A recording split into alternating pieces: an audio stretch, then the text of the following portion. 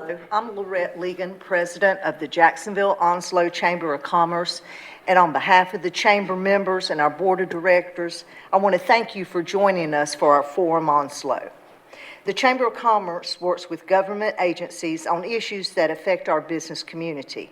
We monitor legislative issues that impact local businesses.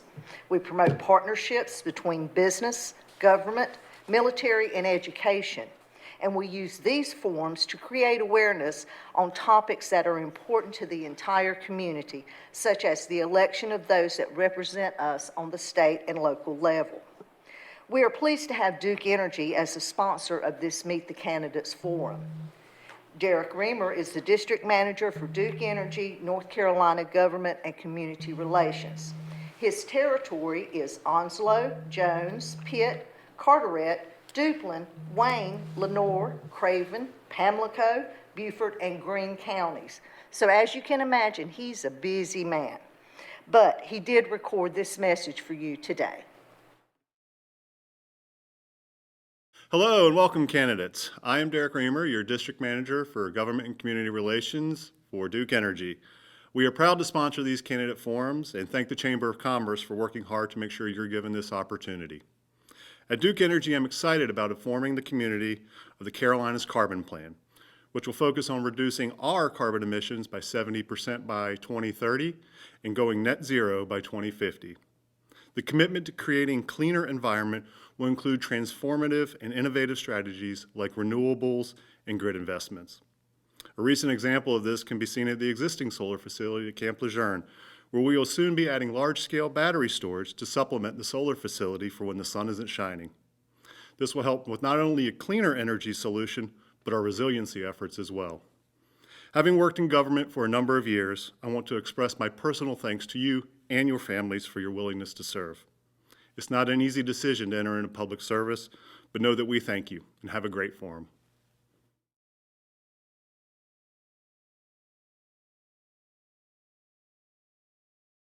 Had planned to be with us today, and she got called away at the last minute for work responsibilities. And with that, we will begin our forum, and I'd like to introduce our moderator for today. It's Elliot Potter. He is a retired newspaperman who served as editor of the Daily News for more than 40 years. He currently works as a communications consultant, including helping One Place and its Child Advocacy Center spread the word about protecting our children. Ladies and gentlemen, Mr. Elliot Potter. Thank you. I believe you said 40, it's 30. Just a small correction. We have done this a few times, and some of you have been involved in some of the other ones that we've had. But I do want to go over the rules. I would also like to mention that this is the election for the city council. There's not a primary. We have done some other forums in which there are primaries, and there'll be a general election coming up in November. But this is the election. It's actually been delayed a couple of times, and now we're getting around to electing, and I hear that the people that are elected in this round will probably take office sometime mid-June or so. Out of this group, out of the at-large candidates, there will be 2 at-large candidates elected, and then I think there are 4 wards. I think 2 wards are running this time around, so there'll be 4 new council people after we're done with the election. Let me go over the rules for our forum today. Here are some of the basic rules of engagement. Number 1 is this is a forum, not a debate. And that means that please address your answers, responses to my questions, to the audience or to the moderator, rather than to each other. There'll be 3 parts to this program. We will have opening remarks, which are 60 seconds. We would ask each candidate to state your name and provide background information to introduce yourselves, including where you reside in the city and your current occupation. Please give us an idea about why you are running for office. In the second round will be the Q&As, and that's when you will have 60 seconds to answer the questions that I pose to you, and we will alternate the order of questioning. At the end of each round of questions, candidates will have a chance to use a rebuttal card or it's really a further comment, it can be. You have 2 of those to remind you that you do have 2 to use. And so just hold those up, and at the end of the round, at the end of the complete round of questioning, I'll call those who would like to say more. And at the end of the program, we'll have summations. Each of you will have 1 minute for your closing remarks. By the way, just in case you're wondering, you can only use the rebuttal round, the extension of 30 seconds during the Q&A session. We have a system for letting you know how you stand on time. The lights that you're probably familiar with. You will get a sort of a 15-second remaining warning when you have that much time left. So keep an eye on that, because when you get to the red light, what we ask you to do is complete your sentence and just stop. If we say complete the thought, that can go on a little bit longer than we like. So we won't go down to that road, and we'll just do this. Do it this way. So, candidates, if you have any questions right now is the time to ask me. Other than that, we're going to get going with the opening remarks. And, Bob Warden is complaining because his name starts with a W, and he's always at the end. So I told him that we're going to start with, this time, we've been starting at the left, this time we're going to start down at this end, and we'll work our way down with the opening statement. So, Mr. Warden, you're in charge. Thank you, sir. Hello, I'm Bob Warden. I reside at 1006 Clyde Drive. My wife and I are graduates from Jacksonville High School. We're both sons and daughters of Marines. I've always believed that you need to give back to the community in which you lived. I've been very active in my church. I've been a basketball, baseball, several youth sports coach. I've been a past governor, lieutenant governor, and a past president of my Kiwanis Club. I was on the City Water and Sewer Advisory Board for 6 years, the Planning Board for 15, and some of that is chairman.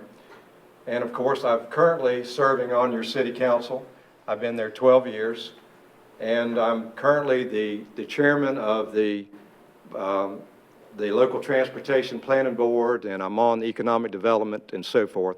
I want to continue working for you. I want this to be a good place for you to raise your family, a good place to grow up with your kids. Thank you. Okay, now we have Miss Helen D. Hickey Thompson. You have to tell us what the D stands for. Hello, my name is Helen Delores Thompson. Hickey is a nickname affectionately called by family and friends. I was born and raised here in Jacksonville, North Carolina. Educated in the Onslow County Public School System, and I'm a 1981 graduate of Jacksonville Senior High School. I am a 1985 graduate of the University of North Carolina at Chapel Hill, where I hold a Bachelor of Science in Criminal Justice and Psychology, and a 1999 graduate of Michigan State University with a master's in general administration. I have been employed with the city of Jacksonville for the last 36 and a half years, 14 in law enforcement and 22 and a half in human resources. I reside at 133 King Street. I am fair, firm, and impartial. I'm a servant leader, tenacious, dedicated, and persistent. I'm active in my community. Okay, well, thank you very much. Okay, now we've got Randy Thomas. Hello, thank you for the opportunity to be here. I'm glad to serve, glad to be here, enjoyed it so far.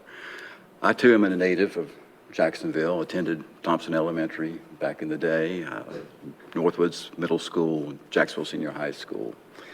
I've been in business, my family's been in business since before I was born in this town, and have always worked to improve the city, to do what I can to help make it better. Glad to have been a part of the city council for the past 14 years, and happy to have served on the Water Sewer Advisory Liaison. I work with Bob on the Transportation Committee. I chair the Tourism Development Authority, as well as the, being on city council. I'm proud of what's happened over the past 12, 14 years that I've been here. I think a lot of improvements have been made. It's visible to those that have been here, and look forward to the opportunity to contribute more to the progress we've made. Thank you. And Robert Sandy. Hello, I'm Robert Sandy. I'm 53 years old. I'm also a Jacksville High School graduate of 1987. I've been married for almost 30 years. I have 2 children. One's graduated from ECU, who works with a local orthodontist, and my son will be graduating next month from UNCW. I live at 2502 Northwoods Drive, which is in Northwoods. I'm currently an Assistant Chief Operation at Camp Lejeune Fire Department, where I've been there for 20 years. I've served on various city boards, starting in the early 90s on the beautification appearance, trails and greenways. Also served with Mr. Warden at one time on the planning board. Served on the city redistricting board, and also I served on the Jacksville City Council from 1995 to 2002, where my peers selected me as Mayor Pro Tem in 2002. I look forward to serving again. I miss it, and I'm ready to go. Thank you. And Cindy Edwards. Thank you. I'm Cindy Edwards. I've lived in Jacksonville for nearly 29 years. It'll be 29 this fall. We live at 210 Linwood Drive, right across from Jacksonville High School. I did not graduate from there, but my son did, and my daughter is currently a sophomore at Jacksonville High School and a marching cardinal. Should shoot me if I didn't say that. I've operated a business here for 20 years that we've lived here. When my husband got out of the Marine Corps, we decided to stay here largely because we loved our church and the community. There's something special about the spirit of this community. During my time here, I've served on Onslow Civic Affairs, the Onslow Board of Adjustment, Chamber's Governmental Affairs Committee and Division Chair, Business Diversity Council, and as chairman for the Local Arts Council and the Chamber of Commerce, I was privileged to lead cultural engagement efforts, bringing diverse people together to develop strategic plans and begin progress moving forward for positive change. I tell you this so that you know I am not afraid to do the hard work or to ask the hard questions. What's more is I have a track record for listening to the responses that come in and doing something with them. We have exceptional people in our community, and they need a direct voice into their local government. Thank you. All right, thank you. And Juan Carlos Beltran, did I say that right? Yes, sir. Okay. My name is Juan Beltran, and they're normally here. I actually came here in 1984 with the Marine Corps, and I've been in and out of Jacksonville until 2001 when I got here and stay here. So I've been here almost 20 years. I got a psychology degree from Campbell University, a master's degree in finance for Webster University, and a master's degree in human resources from Webster University. I'm a retired officer of the Marine Corps, and I love Jacksonville and the people who live in it, and I'm here to serve you. I serve the Marine Corps with pride, and I want to serve Jacksonville community with pride. I want to be part of this community, more engaged. I serve as a coach for baseball. I belong to the CVMA, which is a Combat Veterans Association Motorcycle Club, which is dedicated to support veterans in this community. And we want to support the veterans that live in the base, and especially in War II, that are neglected. All right, thank you. And we're going to stay right down at your end of the table and let you answer the first question, and everybody, of course, will answer the question, and we'll work our way down to your left. And here's the question. What does Jacksonville have to offer that other similar sized cities might not have? And what do other cities have that might be lacking here? Jacksonville is a beautiful city. Unfortunately, it doesn't get the marketing that is needed to make it that beautiful city that it is. If you look at New Bern, if you look at Wilmington, you see the local news, you see everything is happening, everything that is developing in Wilmington and New Bern is always there in the news. Jacksonville doesn't get that attention. We can improve that by utilizing the social media, by utilizing other means that we have currently to market Jacksonville and everything that it has on it to other communities that are around us. One thing that we have that they don't have is the Marine bases. We have 2 bases in here that have a lot to offer to the community. 73% of the economy of Jacksonville is basically the Marines that live in it. But unfortunately, they are not counted on. All right, thank you. And Ms. Edwards? Jacksonville's a wonderful place to live. We do have a very strong military presence here. I think 74% of Onslow County's population is military attached in one form or another. That's something special about our community because we aren't just a city with a military installation. We have become a military town and embrace that as part of our DNA and our culture of who we are. But we're sorely lacking in a lot of things. If you hang around more than 5 minutes, you're going to hear there's nothing to do in Jacksonville. I've been guilty of saying it myself. There are things to do, and we've heard about some of those things. There are parks, and there are 5Ks, and there's kayaking and fishing. But when it comes to other kinds of entertainment opportunities, we are sorely lacking. Communities much smaller than ours have multi-purpose complexes that they can host cultural events and civic events. We have no sculpture garden or murals downtown or things like this. They're beginning steps, but we have a long way to go. And I know we've made a lot of progress in the last decade in cleaning up the city and moving things forward. There is more to do here than there was before. But there's a void in the cultural arts department, people who want to have an experience. You go downtown to walk around and experience something unique. That's missing here. All right, thank you. Mr. Sandy? Well, obviously, it's got a lot of good things going for it because a number of us have come here and we've stayed here. So obviously, the base has a big impact, both financially and other resources that the city uses. It's been like that. I think we need to go towards maybe some entertainment, look for some avenues where we can get people in here, whether it's some kind of civic center or a facility that we can host events larger than, some of the churches that we have here in town. Again, we rely on the base. I would like to see us kind of go a little bit more off on our own and just encourage people to come to the city. Yes, the county and the city working together, we can do a lot of good things and get people to come in our city and stay. Well, as I've mentioned, there's a myriad of advantages of Jacksonville, North Carolina. I think the climate is wonderful. The proximity to the ocean is great. And we're perpetually young. I mean, the base brings so many young people here. We have the youngest average city in almost the nation, I think. So that is an advantage, I think. It keeps us vital, keeps things moving, new people coming, new people going, a diversity of everybody in the country, everybody from all over the country. There are people here in Jacksonville. That being said, what we're missing a lot of times is what some of the other towns have as far as a historic downtown, established restaurants. I think that's a result of the turnover that we have of the population, the military population. A small, homegrown restaurant really doesn't have time to generate the clientele. They don't have the longevity to make it. But that's just one of those things I noticed. Thank you. All right. Well, thank you. Ms. Thompson? Well, first of all, we have great people here in Jacksonville, North Carolina.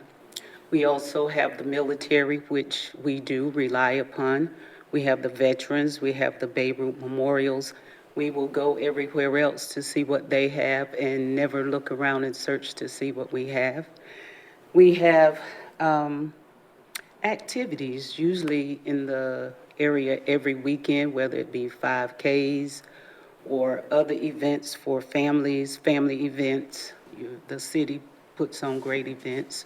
Upcoming is your, the May not the May Masquerade, but the Jamboree and the Winterfest. Also, something that we don't have that other cities do, we don't have a cultural event center. And that's one of the things that when you ask people, what are the needs in our community, and it's a place to go so you don't have to go to Wilmington and elsewhere. Mr. Warden? Thank you, sir. The main strength that we have here in Jacksonville and Onslow is our diversity.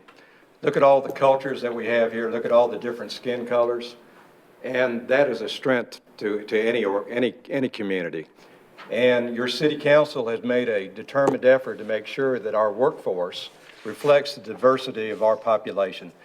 Anytime you have diverse opinions, diverse people, you're much stronger community for it. You're better off. So we have that strength. A weakness, as everybody is down here to my right has said, is lack of things to do. Your council has taken steps to help remedy that. We bought 400 acres of land out in the Williamsburg Parkway area to address some of those items that we lack. Your children, a lot of times, will travel to go play soccer or lacrosse. We'd like to have those folks from other communities come here. We want to have a multi-purpose center that we could do various events. So we don't want to have our people leave to have to go do something for fun on the weekend. Thank you. All right, thank you. And we'll go down to Cindy Edwards to start off this next round of questioning. How would you assess housing in the city of Jacksonville, including the situation facing those who are looking to purchase or find affordable housing? Well, when you put a house on the market and it sells in hours instead of days, you've got, issue with, supply. I remember not too many years ago, everybody was pitching a fit because we were building so many houses and apartments, and now you can't find a corner to put someone in. So, we've had a large influx of growth. We also had some properties lost to damage with Florence, and so there's been variables that have impacted that. One of the main concerns we have, and this is not just in Jacksonville or in Onslow County, it's a huge problem in many, many, many communities, is affordable housing. We have a lot of families. We still have 500 families displaced because of Florence, almost 4 years later, and we still have dilapidated older properties. There's some negotiations going on right now about a particular place of apartments and things.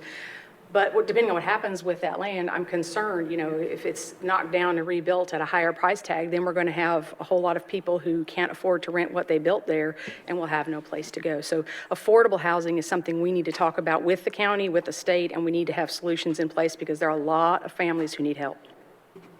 Okay, Mr. Sandy? Again, it comes to supply and demand. We've had organizations come before, like Phoenix Park Apartments and companies like that have come in and assist with housing a few years back. It's some of the same things that we need to do now. It's the same. It's quite a bit different now because there's more of a need. We just need to work together. That's where public partnerships with the private sector, the government, the county, the city, and the state all coming together will be able to ease the burden of the need for more housing, especially affordable housing. Okay, Mr. Thomas? Well, as mentioned, it's a tight housing market in Jacksonville. Unfortunately, over the past 10 or so years, all the expansion in single-family homes has occurred outside the city limits. For whatever reason, it's just been more advantageous, I guess, to be building in Sneads Ferry or Hubert or those kind of things. Fortunately, we do have new construction coming online. There are 3 separate subdivisions that are in development that will add considerable new homes to the market.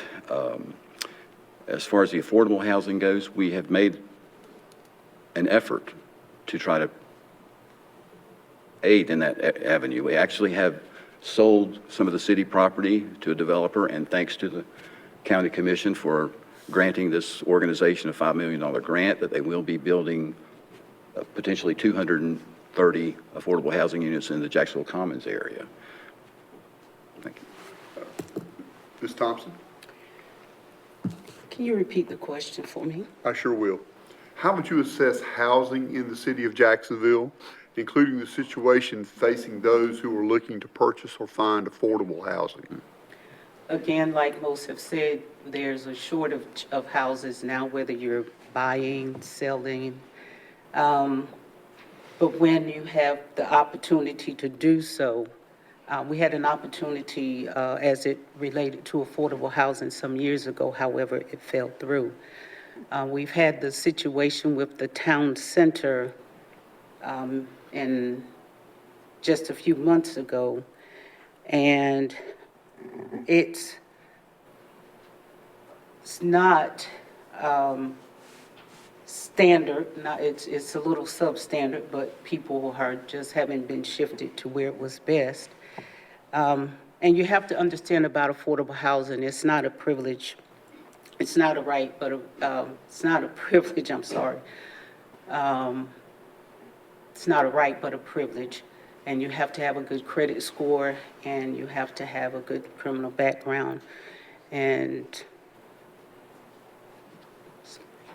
All right, thank you. Mr. Warden. Thanks, sir. The free enterprise system will eventually take care of our housing shortage for people who can afford to. But where we do have a problem is affordable housing. And here's where governments, city governments can step in and help. We made some land available to a developer who's going to be building some affordable housing units in the Commons area. He'll also be building some senior citizen areas. The current owners of New River Apartments, now called Town Center, would not have done what they've done except that they got nudged by the city. That's your city council working for you, making sure that the citizens, each citizen deserves a safe place to lay their head at night. And if we hadn't stepped in and forced those people to do something, then that wouldn't be getting better. I understand that unit is, New River Apartments are going to be sold, and closing is coming up sometime this week. So let's hope that does better. Okay, and Ms. Beltran? Yeah, can you repeat the question? I sure will. How would you assess housing in the city of Jacksonville, including the situation facing those who are looking to purchase or find affordable housing? Well, as every member here mentioned, we have a shortages of houses right now. And we got an influx of people coming in. The base is a great thing to have, but sometimes decisions that are made bring more people to our area that we need. Marsac, California closed. Those individuals are coming here to Jacksonville, which it created an influx of people. Other things that we having with problems with is every time the basic housing allowance increase in Jacksonville for the Marines, which is a wash because they don't see that money, the rent and the housing increase in the community.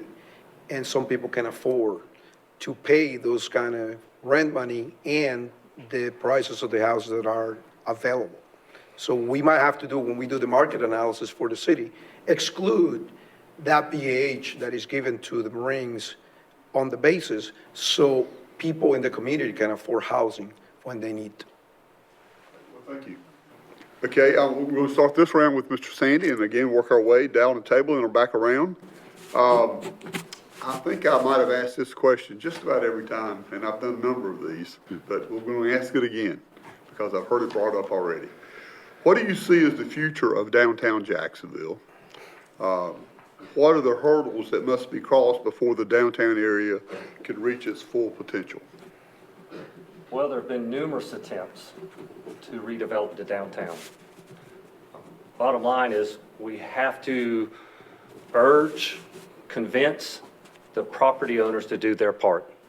The government has done their part, from paving, from adding all the infrastructure at one time. So we have to figure out as a city how we can get the property owners to invest the money needed to start fixing that area up. They're just as responsible. Again, it goes back to partnerships.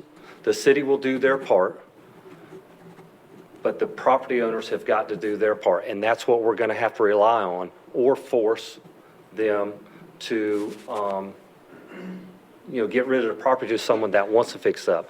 We've had local developers that have invested plenty of money down there. And again, it always comes to an end. So we need to reinvigorate that area, but it's going to take a partnership. Okay, Mr. Thomas? Well, as mentioned, of course, it's been on the book for like 20 years or since redeveloping downtown, and we've made some good progress, and there's some progress coming along. The city has been a big supporter of Onslow Community Outreach and their new project in the New River for relocating the homeless shelter. Once that leaves downtown, that's going to open up a lot of opportunity for people that will make it more attractive.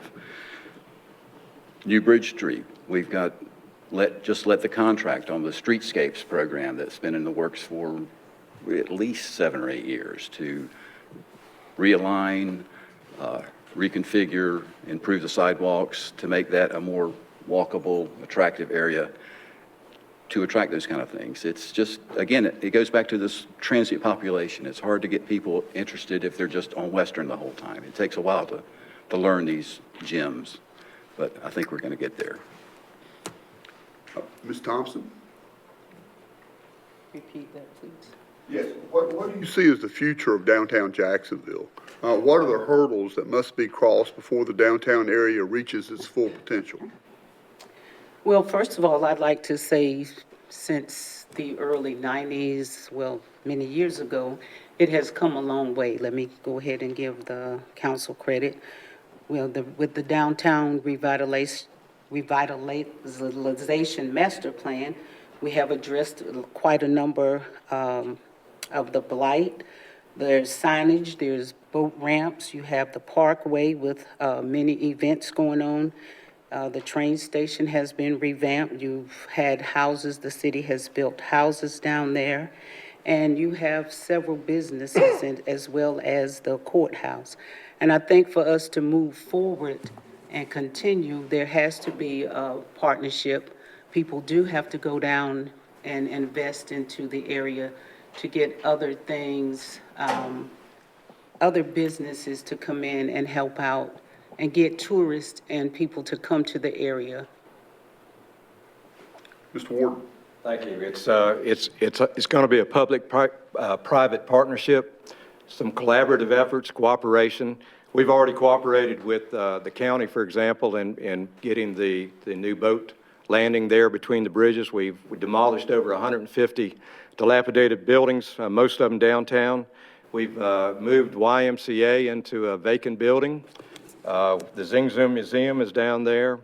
The Riverwalk Park, we've all just recently invested in a new marina down at that end. So we're doing what we can to encourage businesses and people to stay downtown. We have built some houses through private-public partnerships. So we're making sure that we're doing what we can to encourage folks. We need to make sure that we're also builder-friendly through our zoning ordinances, through our inspections. We need to make sure that we're encouraging the redevelopment of that area, and we're doing what we can. Thank you. Mr. Beltran? Can you repeat the question, I please? sure can. What do you see as the future of downtown Jacksonville? What are the hurdles that must be crossed before the downtown area reaches its full potential? Well, as I mentioned earlier, I came here in 1984, and downtown area was a very undesirable place to be as a young Marine when I came here.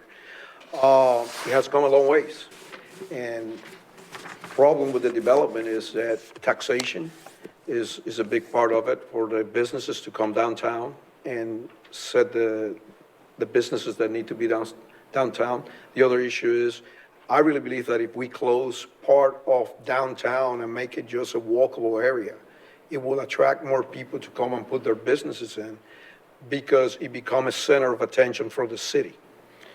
And I have seen many cities that have done that, and they've been very successful. And we need to just partner with the local businesses and the homeowners to try to see what will be the best way to try to develop something like that in the downtown area in Jacksonville.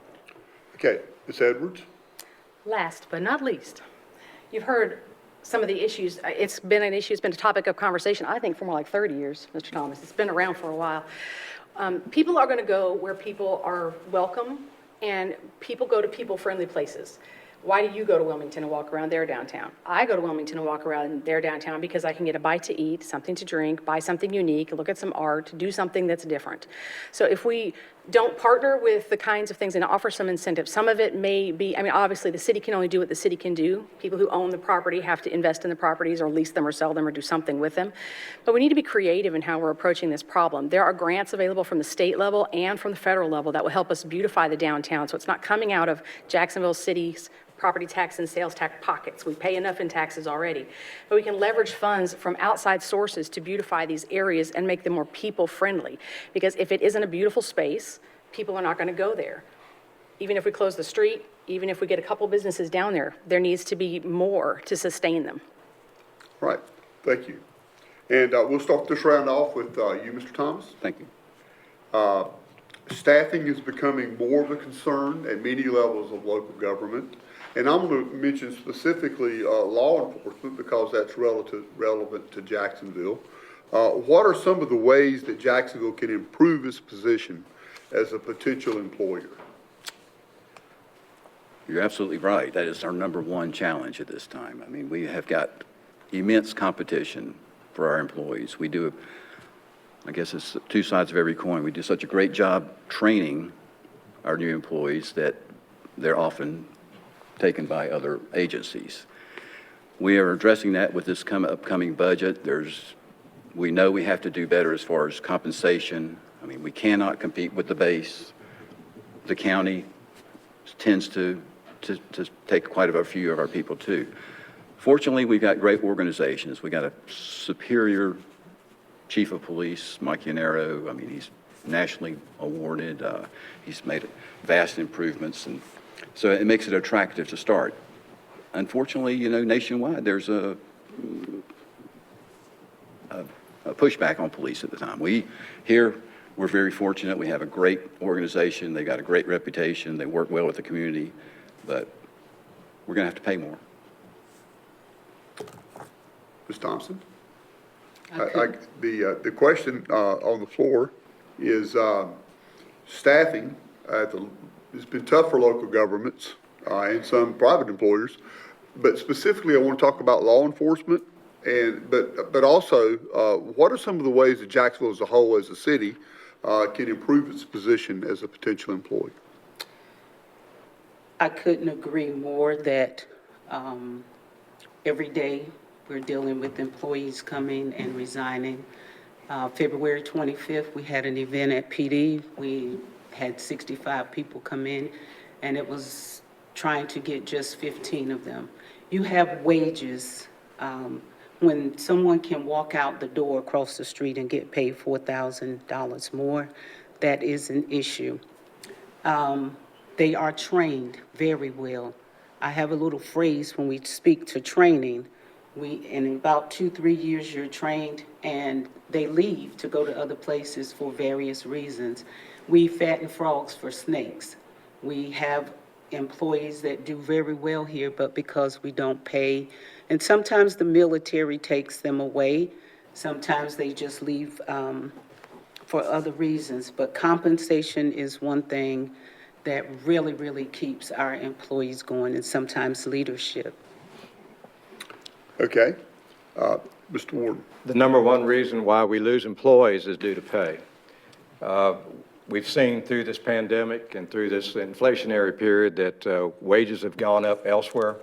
We're addressing that in this current budget and the FY23 budget, which will take place July 1. But our number one reason is pay. For example, if we can keep an employee after 5 years, generally they stay, but we tend to lose them within that first 5 years. So we're looking at primarily the police and fire are our two largest areas that we need to address pay gap issues. The rest of the city, by and large, is in pretty good shape, but we're a little down in both the police and fire. And of course, obviously, we want to make sure that we're not just hiring bodies off the street. We want to make sure that we're hiring good people. We want to make sure that we're paying them a fair wage and that we'll have growth opportunities for them. And we're addressing that issue. And I think you'll see some changes. We're only down 9 police officers compared to Asheville, which lost about a third of their police. So. Okay. Mr. Beltran. Well, in a city like Jacksonville, of course, the wages is an issue because you have a lot of competition. The base is a huge competition when it comes to wages. But also, the community need to be engaged, especially with the police. We need to support our police officers. We need to support what they stand for. Because if they don't have that support, a lot of people sometimes don't go into these careers because of pay. They go because they want to serve. But when they don't feel supported, that's when they decide to leave and do something else. Okay, thank you. I think it's pretty well been established down the table that pay is a problem. Obviously, if you can't make enough to live on, you're going to pursue better options for your family. That's just the bottom line. We all have budgets. We all have checking accounts. What goes in goes out pretty quickly. So we need to continue to work, and the City Council has been addressing in recent budget cycles. I I believe that it's probably true for more departments than just public safety. But, you know, you have to prioritize and do the best you can. Obviously, you can't raise everything at once without affecting taxes, and nobody wants to pay more taxes. So got to be a little creative with that. I also think this, you know, a component of this is community support, as was mentioned, but also quality of life in our community. As we begin to develop those things, you know, I could have moved my business to another location and made twice as much money, but I didn't want to live in another location. I wanted to live here, so I chose to stay here because I loved here and make half as much. I'm not the only one who makes choices like that, so we got to raise the pay as much as we possibly can, and then we need to look at quality of life enhancements for our community so it's nicer to stay. Thank you. Mr. Sandy? Again, this is not an issue that just started. City councils have been dealing with this since the 90s. It's one of those deals with the police and fire specifically because there's so much need, especially right now for those positions. The city cannot compete with the base. So what we need to do is we need to sit down and come up with some, think outside the box, and not just maybe with pay, but benefits. What can we do to retain them? I know back years ago, we always compared the fire department to like cities like Greenville and Kinston and Wilmington. And yes, we were already always below that average. So we all need to sit, this council, mayor, the staff need to sit down and determine, is there anything else other than pay that maybe help out with benefits? Because as you know, if you listen to the budget process that the city's going on, you know, the benefits is also taking a toll. Okay. We have a couple of people that have indicated they'd like to talk again or to add to this. Mr. Warden, I saw you first, so. Thank you. Thank you. I mentioned Asheville because I was thinking about the fact that Asheville does not support their police department. We do here in Jacksonville and Onslow County.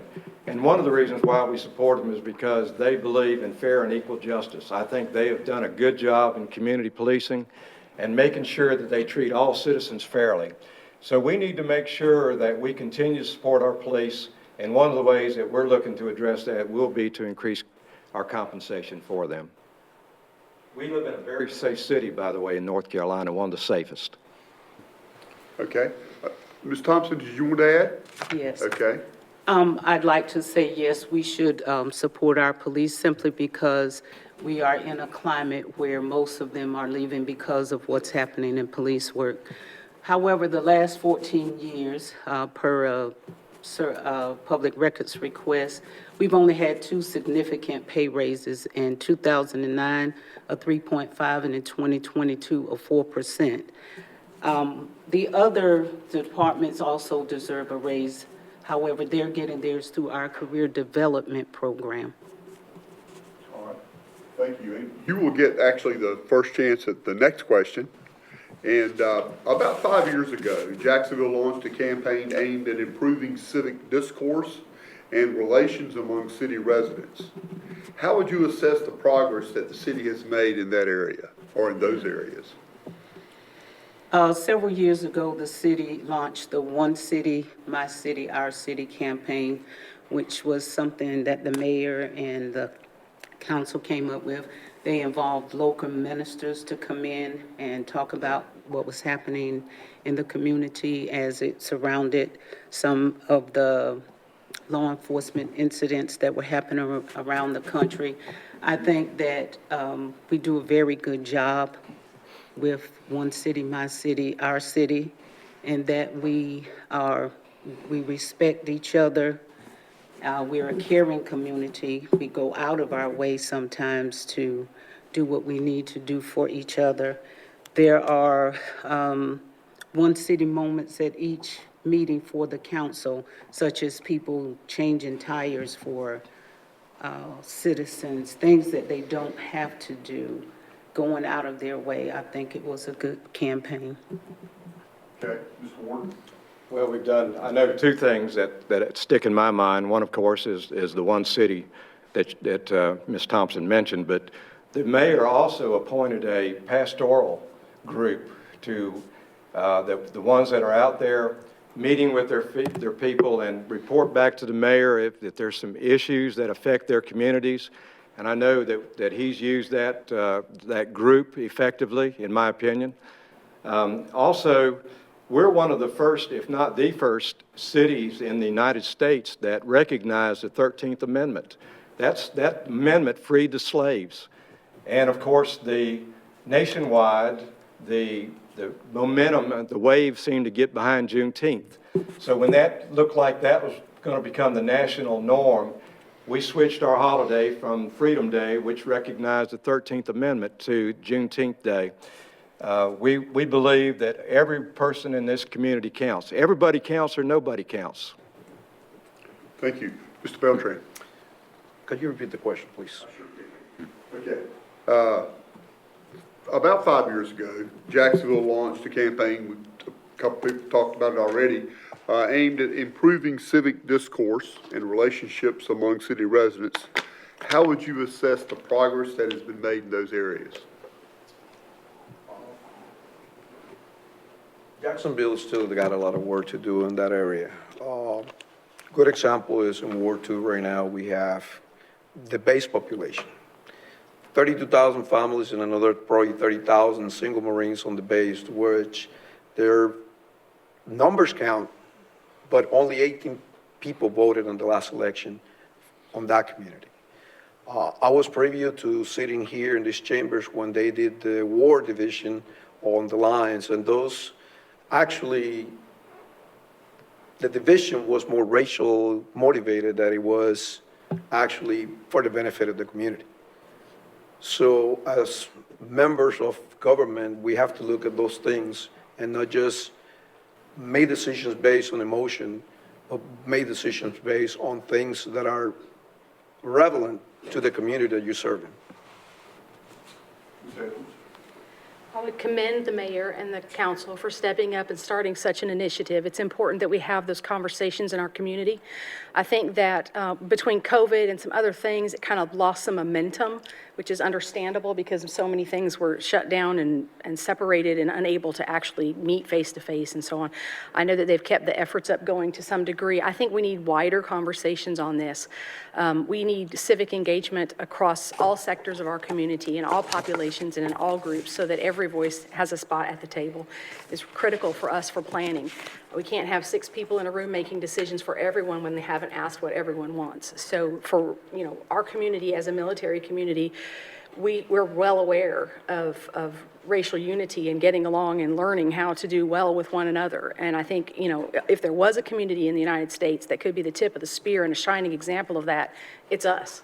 We should be the ones who are able to get this right. So I think they need to continue the conversations, encourage wider participations in those conversations, and also get some wider civic engagement across the board. Okay, Mr. Sandy. Again, these initiatives are working. We live in a great city. We all agree with that. I too agree with we need to broaden that just a little bit and get out to all parts of the community, the older neighborhoods, newer neighborhoods, but broaden that spectrum out so we know what each resident in their particular neighborhood is need or is looking for to improve upon. But I have to admit that the city is doing a good job and the initiative is working. Okay.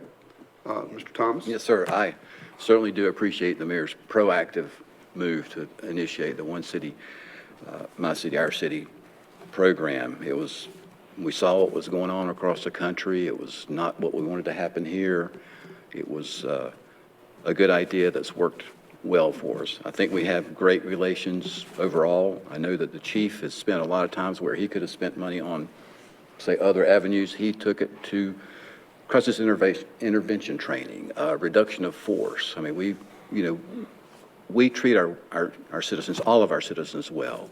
I mean, the last redistricting I know was as it had been in the past, because I think it was a nod that we want representation from the entire community, and we're glad to have participation of all. Thank you. Mr. Warden, you have bubbled back up to the top, so here we go. The city's recent purchase of 400 acres of land in the Williamsburg area has opened the door for many possible uses, including, some suggested, a recreation complex. How would you like to see that property develop? Well, it's not just how I would like, I want to do what I think the community would like to do. So we've begun engagement with various partners. We've had some conversations with Onslow County. We've had some informal discussions with a member or two on the Onslow County School Board. We've talked a little bit with YMCA. We've talked about possibly a pool somewhere. We've talked about multi-purpose facility to where we could have events indoors. We've talked about outdoor recreation. I mentioned earlier that families are traveling to soccer tournaments. We don't host very many soccer tournaments. Why not? Because we don't have a place. But I think we're going to have a place that we can do such a thing in the future. So it's important that we meet with groups. We've already met once with our own Parks and Recreation Board. We're going to continue to seek out partners and seek out private-public partnerships to develop that according to the community's wishes and needs. Okay, Mr. Beltran. I agree with Mr. Warden. Definitely that area will be a good place to create a sport complex, to bring more people here for different sports. But I also would like to see maybe a survey to the community to see what the community wants.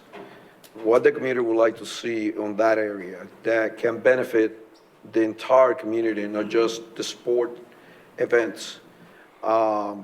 We talk about cultural stuff. Maybe we can do an amphitheater in an area like that where we can bring concerts from different places here, comedians, things that will benefit the young population that we have here that, as we mentioned before, have nothing to do in the Jacksonville area, and they decide to go to Wilmington, New Bern, Greenville to, as they call it, party and have a good time.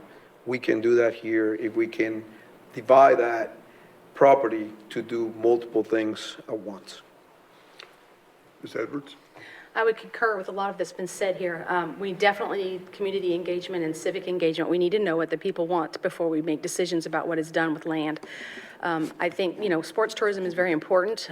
For folks who don't know, every dollar that comes in through sports tourism is a dollar in sales tax or property tax that we don't have to pay.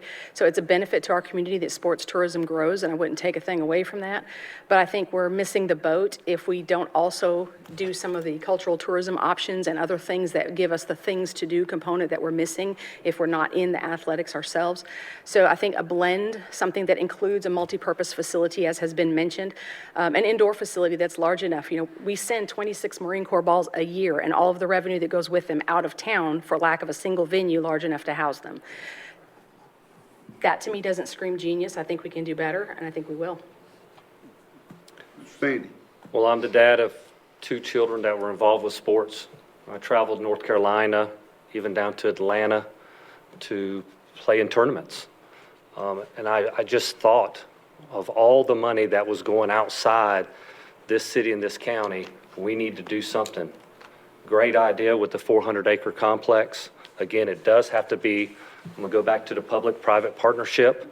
Also, a building is needed. This is a follow-up to an earlier question that we need that facility. If we do that, eventually it will pay for itself. The amount of money that we're losing to these other communities is enormous. When you think about not even just soccer, but baseball, lacrosse, some of the entertainment, that opportunities that we're losing to other communities of a community our size, we need to do something about it, and now's the time to do it. Thomas? Well, absolutely. The potential there is vast. I mean, there's a great opportunity for something, a real gem for Jacksville and Onslow County. It's going to take a while. I mean, it takes time to develop these kind of plans that are going to be successful. You just don't rush out and start something from the ground up. Something that hadn't been mentioned, I'm going to go ahead and mention, I think that should be mentioned, is the fact that our prudent economic stance over the years is what made that available. Our great relations with the manager that he developed with the previous owners, the ability we're selling some property in the Commons that's going to offset that $2.4 million. We have other properties for sale. So we were actually able to do that without dipping in the company till, so which I'm proud of that. It's going to give you a better base to start with, to begin with, and look forward to see what happens with it. Okay, Ms. Thompson? First of all, I'd like to have public hearings during the council meetings and some community forums to bring in folks and allow everyone to give their input. But like most, I can see, while I don't have children here in the school system playing soccer, I do have nieces and nephews who play the AAU ball, the soccer. I know a young man that plays lacrosse. It would be a nice place for us to be able to have concerts and shows, because that's one of the things. My platform is your needs are my concerns, and that's one of the things that people often talk about. We don't have anywhere to go to a show. I've known several people in the last 2 or 3 weeks that have gone to Greensboro, that have gone to Charlotte and to other places just because we don't have a venue for those type activities. And Mr. Warden, I believe you've indicated you'd like to add some remarks. Yes, that recreation land was purchased with two purposes. Number one is to make sure that we take care of the recreational needs of our community. But number two, we have an opportunity for economic development. We have an opportunity to partner, for example, with the Sports Commission, where they have a product they can sell, where they have a venue, where they have fields, where they can have tournaments, where they can have indoor tournaments, just whatever. This is an opportunity for us to have some outside money come in to help lower our tax burdens here in Onslow County. Okay. We'll start, Mr. Sandy, we'll start in the middle of the table this time and work our way back around. I've got a number of subjects still that haven't been touched on. We're not going to get to all of them. I regret that, but we want to ask a few things. A couple more things. What are your views on Jacksonville's economy? Is the city reaching its potential in terms of retail development and job growth? Again, it goes back to depending on the base. We've got to extend our arms out to others that want to come to the community. You know, mom and pop shops are drastically closing up due to competition from big box stores and stuff like that. You know, we just needed to encourage people to come to our city and businesses of all types. But again, we have to have the infrastructure that will support that kind of far-reaching, looking towards trying to encourage them to come to this area. So again, the city needs to do their part to get all the facilities here to encourage people to bring their families, and that would be a tremendous asset to encouraging companies and businesses to come to the city. Okay, Ms. Edwards. Thank you. I would agree. I mean, if you look around our community, it's hard to, deny the fact that we have a lot more here than we did 20 years ago. So things have certainly grown. We have a lot of box stores, we have big, beautiful government buildings, and we have chain restaurants. There are a few things missing that we would like to see added over time, but that's private development. Private enterprise has got to play a role in that. What we can do as a city and continue to do is facilitate an environment that is business-friendly and build-friendly. When companies that could build here don't want to build here because our reputation precedes us on how difficult it is to build here, that's us working against ourselves. Some of that may be policy and zoning related, but some of it may also be customer service related. As a community, our response should be, how can we help this work? Not that doesn't work here. We'll see more opportunities, I think, when that shift happens a little bit. Well, one thing that scared a lot of people to come to Jacksonville is 1991, when we went to Desert Storm, the town disappeared.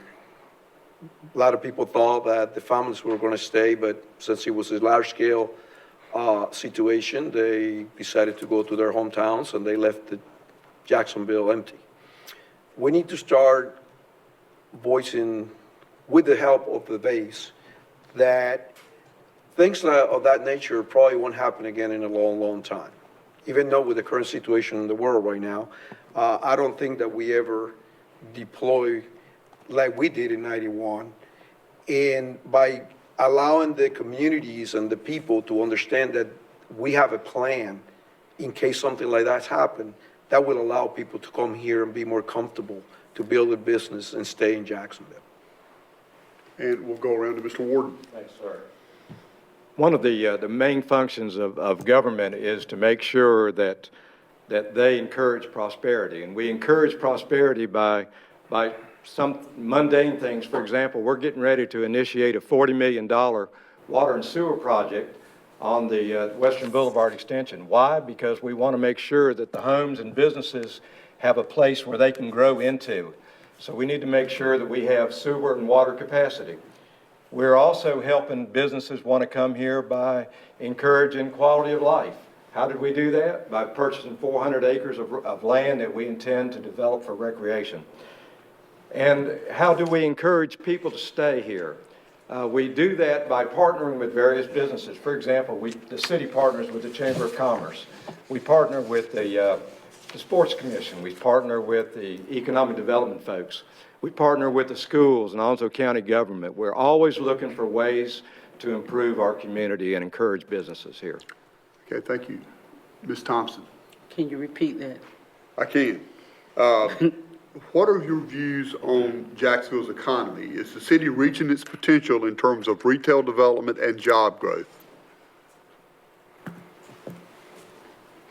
I think that we have to encourage partnerships with others and be friendlier in terms of when people come to build. I've spoken with someone several years ago that owns a business or two here, and they said it was not, they wanted to do another one, but would not because it was, the city pretty much made it difficult for them in terms of putting in other stores. I do recall some years ago that we had a Mayflower that was going to come here, and I don't think that that ever materialized, whether it was something that the city may have done or whether the company just decided not to come and build here. As far as retail, we do have stores, a few chains that have come over the years, and I've seen some come and I've seen some go. And again, like Mr. Beltran said, when the military leaves, we're left with people. Well, Jacksonville isn't anything if it's not a retail center. I mean, I've seen it my whole life. It's gone from downtown to New River to the mall, Western Boulevard, continually evolving. I have heard the complaints about the obstacles to growth that some people have experienced, but I feel like we've done a good job with addressing that. I know the managers made a number of policy changes over the years that encourages flexibility to accommodate special circumstances. Is it reaching its potential? I'll tell you what, the retail sales are through the roof. Our one shining moment in the budget this year has been the increase in the retail sales tax that we've received. That's been the one shining star. So there's always room for improvement, but I think we're ready for more growth. Okay, and I'm going to let you start this round of questions, and I'm going to cut the, if it's okay, I'll do this arbitrarily. Sure. 30 seconds this time, not a minute round, but I didn't want to stop without asking this question because it's a major decision that faces the upcoming city council. The council has a major task ahead in replacing Richard Woodruff. What are some of the qualities and background that the city should be looking for in its next city manager? Again, this is a 30-second round. Mr. Thomas. Well, I think we said it simply, we want a clone of what we've already got, but that's not going to be so. We did luck up 12 years ago. Sammy, myself, Robert, Jerry Bittner, we were lucky to be on the board that chose the current city manager. I don't think anybody can argue with his success. He brought a combination of experience from public and private sector, a willingness to engage, to help wherever he could. Truly a people person is what we need. Okay. Ms. Thompson, looking for what your ideas about replacing the city manager. I think the city should be looking for someone of integrity, someone who's fair, someone that did bring experience such as Dr. Woodruff brought here. He had a construction architectural background, And as a result of that, we have your Freedom Fountain, your gateways, your entryways, the new signage that you're seeing up near 17, out by Piney Green Road, as well as Piney Green and Country Club. Okay, thank you. Mr. Warden. Well, I think Mr. Thomas said it best. If we could find a clone, that'd be the ideal thing. But we need somebody that's a visionary leader. I think Dr. Woodruff is certainly that. In any group, you need to have people who have good common sense and so forth, but you still have got to have somebody that has a vision, somebody that knows where we need to be 10 years from now. And so I was part of that group. I'd like to be a part of the group that picks his successor. I think we did well the first time. I'd like another opportunity. Okay, and we'll go to Mr. Beltran. Yes, Mr. Woodruff have done a great job to the city, but I don't agree with being a clone because clones bring complacency. We need an innovator. We need somebody with integrity, somebody that can, like Mr. Warden said, to look ahead 5, 10 years from now. Technology is improving, transportation is improving. We need people that can look at those changes and make the changes that the city needs to compete with the rest of the other communities that are around us, that are way ahead of us when it comes to technology and innovation. Okay, and Ms. Edwards? Kudos to the council and what Mr. Woodruff has accomplished. He certainly has made an impact on our city in a positive way, but I would not want to clone either. One of the things that you've heard up and down the table from more than one person, not just me, is that we're missing in cultural and community development. We have a beautifully diverse community, and if you look around our community, there's no reflection of that in our city. If you ask someone, what does it mean to live in Jacksonville, to be from Jacksonville, they can't give you a clear vision. So we need someone who's got experience and integrity, all the things you've heard named. We also need someone who can raise the trajectory a little bit higher and has experience working with cultural engagement and community development and growing in a growing environment. Thank you, and Mr. Sandy. I too agree. I mean, he's done a good job. I think this council leans on him a little too much. It's almost like an added council member at some time. But there's no doubt we would need someone with integrity, experience, and also a person willing to listen to everyone.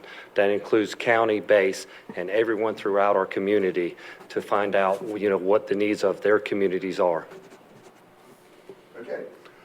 Thank you for that, and we will now move on to the summations, and this time we're going to start at this end of the table, Mr. Beltran, and let you go first, and then we'll work our way down. Thank you very much. Well, in summary, what I would like to address is I am an innovator.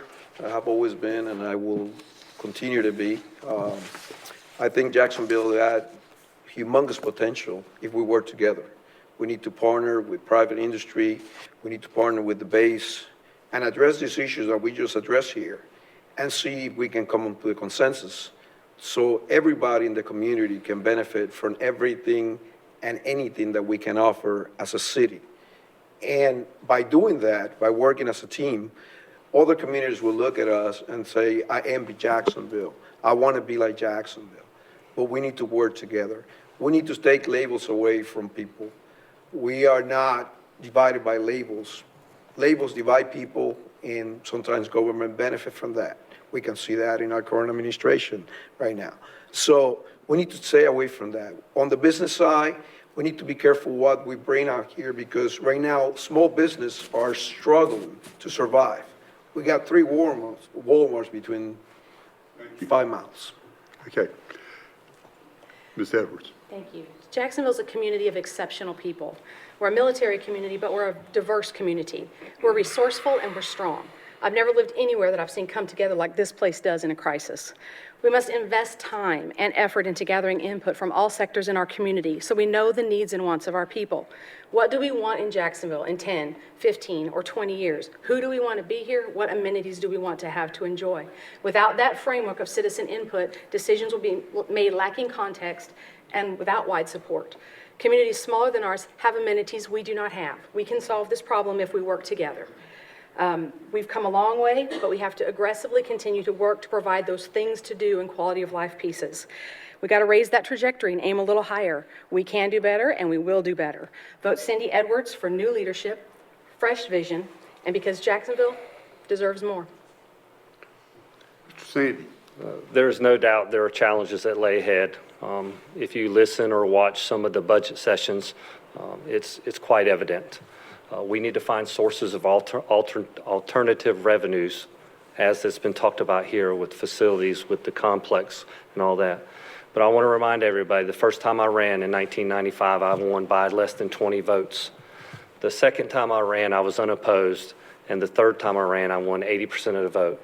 So that in itself proves that what I said I would do and what I actually accomplished met the approval of my constituents.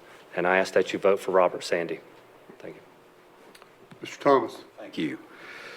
Well, I'm glad to be here. I'm glad to have been here. I'm glad to have seen what's transpired over these past 14 years.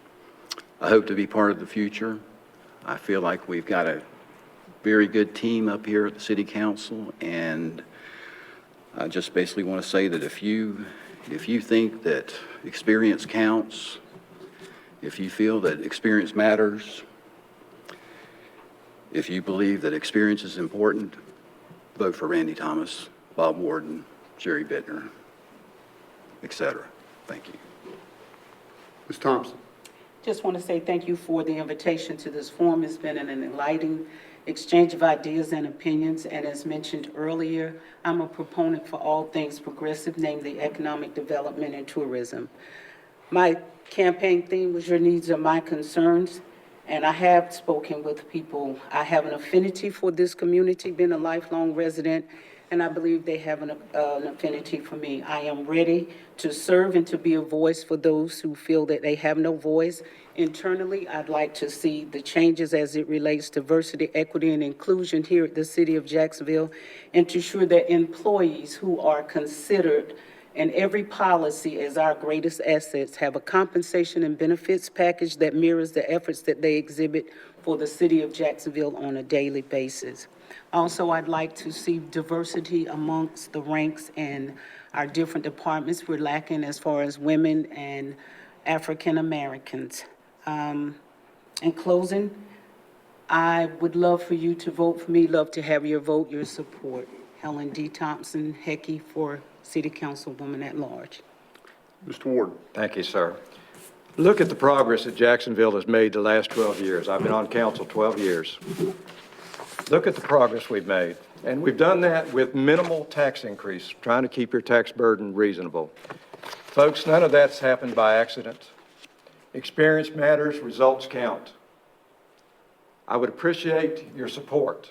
If you feel that Jacksonville is a better place to live, raise a family, to work than it was 12 years ago, I ask for your vote and support on May 17th.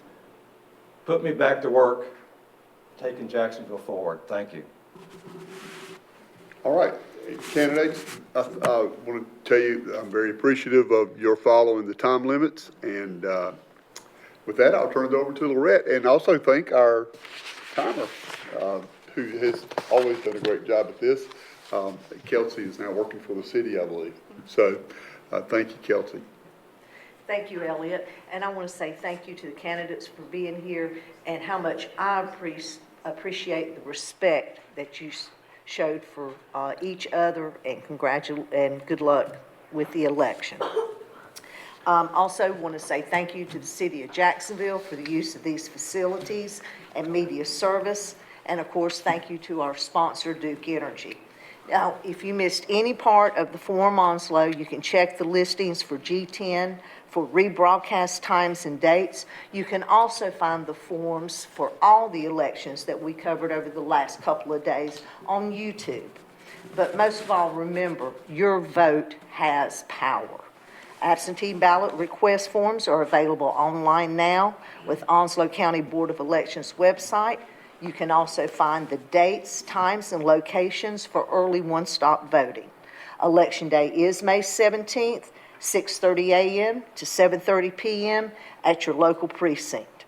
On behalf of the Jacksonville Onslow Chamber of Commerce, thank you for joining us for our Meet the Candidates Forum, and this does conclude our program. Thank you.